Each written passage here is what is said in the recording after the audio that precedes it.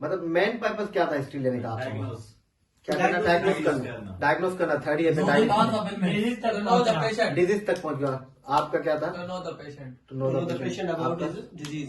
To know the cause of disease. To know briefly about his illness. So, देखिए, disorder. अब देखिए आप लोगों का थर्ड ईयर लेवल पे हिस्ट्री का जो होना चाहिए, पर्पस होना चाहिए, वही क्लियर नहीं है अभी तक। आप सबने कहा कि क्या थर्ड ईयर में हम हिस्ट्री से पेशेंट की डिजीज को डायग्नोस करेंगे, किसी ने कहा कि उसके काज को देखेंगे। अब मैं आप लोगों से सवाल पूछता हूँ, क्या आप लोगों ने डिजीज पढ़ी हुई है? No, sir. जो चीज आप लोगों ने पढ़ी ही नहीं है वो आप हिस्ट्री में कैसे डायग्नोस करोगे? कभी सोचा है? जो चीज पढ़ी नहीं है तो उसके काज को आप डायग्नोस कैसे करोगे? ये सही है कि हिस्ट्री पे आप 70% 90% हिस्ट्री पे डायग्नोस कर लेते हैं केसेस को, लेकिन वो जब करते हैं जब आपको डिजीज का पता हो। एक चीज का पता होगा तो उसको जब ही आइडेंटिफाई करेंगे। तो हिस्ट्री सेम ही होती है थर्ड ईयर लेवल पे, फाइनल ईयर लेवल पे, पीजीशिप लेवल पे, लेकिन जो उसका पर्पज होता है वो चेंज होता जाता है। अभी जो आप थर्ड ईयर लेवल पे हैं, आपका फर्स्ट टाइम इंटरेक्शन हुआ है हॉस्पिटल से, ठीक? इससे पहले आप हॉस्पिटल में इंटर नहीं हुए, आपको नहीं पता कि हॉस्पिटल में आपको बिहेव कैसे करना है। बिहेव कैसे करना है आपको क्या में किस तरह से पेशेंट से डील करना है, आपको बात कैसे करनी है पेशेंट से, यह भी नहीं पता। आपको ये नहीं पता कि हिस्ट्री के अंदर कंपोनेंट क्या है। आपको जो इसके कंपोनेंट, जो इसकी सिम्टम्स है, जिसके बारे में आप सवाल जवाब करेंगे पेशेंट से, आपको उसकी उर्दू में या सिंधी में ट्रांसलेशन का नहीं पता। क्लियर? आप उसको ये नहीं कहेंगे। फॉर एग्जाम्पल, अगर मैं आपको कहूँ कि वॉमिटिंग की हिस्ट्री लें, तो आप बार बार पेशेंट से वॉमिटिंग का वर्ड यूज करेंगे। हालांकि पेशेंट जो होता है वो पढ़ा लिखा नहीं होता, तो उसको नहीं पता होता वॉमिटिंग क्या है। तो आप बार बार कहोगे वॉमिटिंग कब से शुरू हुई, वॉमिटिंग का कलर क्या था। तो जो एक एक्सपीरियंस बंदा होगा, जो हिस्ट्री लेता होगा पहले, वो उल्टी कहेगा इंस्पायर्ड ऑफ वॉमिटिंग। उसकी जबान पे फ्लुएंसी जो होगी उल्टी की होगी। वो पूछेगा उल्टी कब से, उल्टी के, वो कभी भी वॉमिटिंग नहीं किएगा पेशेंट के सामने। मैं उसको पता था पेशेंट से किस तरह से मुझे बात करना है, पेशेंट की एजुकेशन के हिसाब से। तो अभी आप लोगों की थर्ड ईयर लेवल पे जो हिस्ट्री का पर्पस है, जो वार्ड पोस्टिंग का पर्पस है, वो मैं बता दूं। सबसे पहले आपको जो हॉस्पिटल के में आप जब इंटर होते हैं, हॉस्पिटल में बिहेव कैसे करना है स्टाफ के साथ, पेशेंट के साथ, ठीक है? वहां पे आपको ड्रेसिंग कैसे करनी है, वहां पे आपको इंटरेक्ट कैसे करना है, वहां पे आपको सीरियस कैसे रहना है मरीज के सामने, ये सब चीजें सीखनी है। ये चीजें इतनी मामूली नहीं होती। फॉर एग्जाम्पल, अगर जब आप नया बंदा कोई जाता है हिस्ट्री लेने के लिए, तो जो लेमैन होते हैं, पेशेंट अनपढ़ होते हैं, वो भी पहचान लेता है कि ये स्टूडेंट है, ये मुझ पे एक्सपेरिमेंट करने आए, और वो कभी भी आपको हिस्ट्री सही नहीं देता। ये लोग, आप लोगों ने एक्सपीरियंस भी किया होगा।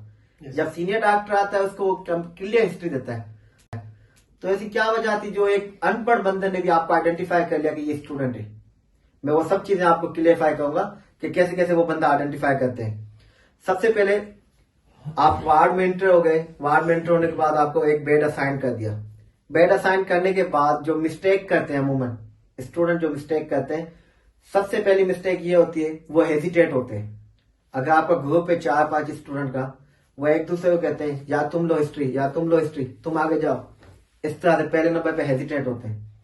दूसरे नंबर पे जो उनकी ड्रेस, ठीक, तो हेजिटेट होते हैं सब। नंबर वन उनका जो गेटअप होता है वो एक पहचान देता है कि ये स्टूडेंट है, उसका गेटअप एक प्रॉपर नहीं होता।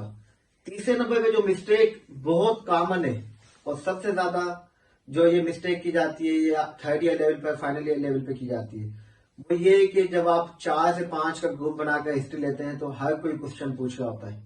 कोई क्वेश्चन वो पूछ रहा होता है, कोई क्वेश्चन वो पूछ रहा होता है।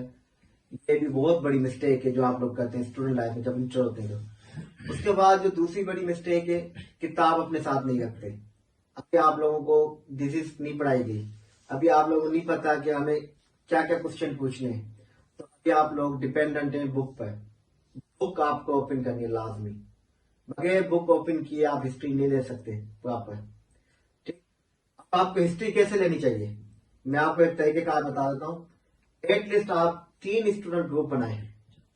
3 स्टूडेंट ग्रुप बनाने के बाद जो एक स्टूडेंट हो उसको आप एज अ सर कंसीडर करें, उसको फ्रंट पे करके, उसको फ्रंट पे रखें। दो उसके साथ जो हो वो उसको सर कहें। उसका गेटअप एक वेल ड्रेस्ड हो, स्टेज हो, एप्रॉन हो। उसके बाद जब आप पेशेंट के सामने जाएं तो आप उसको कहें सर आप आगे चलें, सर सर। इससे क्या होगा, जब वो पेशेंट आपको देखेगा वो समझ जाएगा ये इनका सीनियर डॉक्टर है, मतलब हम उसको पेशेंट को क्या ऐसे शो करा रहे हैं कि ये सीनियर बंदा है हमारा, ताकि वो हिस्ट्री क्लियर दे और सही हिस्ट्री दे, कोऑपरेट करे आपके साथ। दूसरे नंबर पे जो आपका कुलीग है उसके पास बुक ओपन होनी चाहिए। तीसरे नंबर पे जो आपका कुलीग होगा वो लिखेगा। और जब भी आप हिस्ट्री लोगे आप लोगे कंपोनेंट वाइज।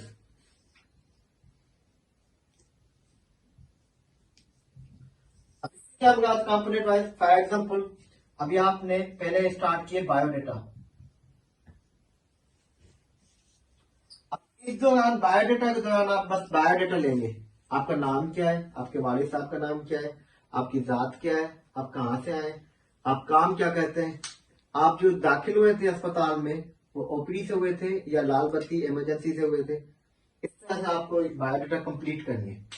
अमूमन क्या होता है, स्टूडेंट क्या कहते हैं, बायोडेटा लेते हुए आपका नाम क्या है, वालिद साहब का नाम क्या है, अच्छा तो आपको क्या हुआ जो आप आए अस्पताल, फिर बोलते हैं मैं तो भूल गया था इसका एड्रेस पूछना। अच्छा तो आप आए कहां से। जब आप हिस्ट्री लेते हैं तो आपका जो दोस्त लिखता है वो कंपोनेंट वाइज लिखेगा, तो ये बहुत इजी हो जाएगा आपको कंपाइल करने में एट द एंड पहली पॉइंट।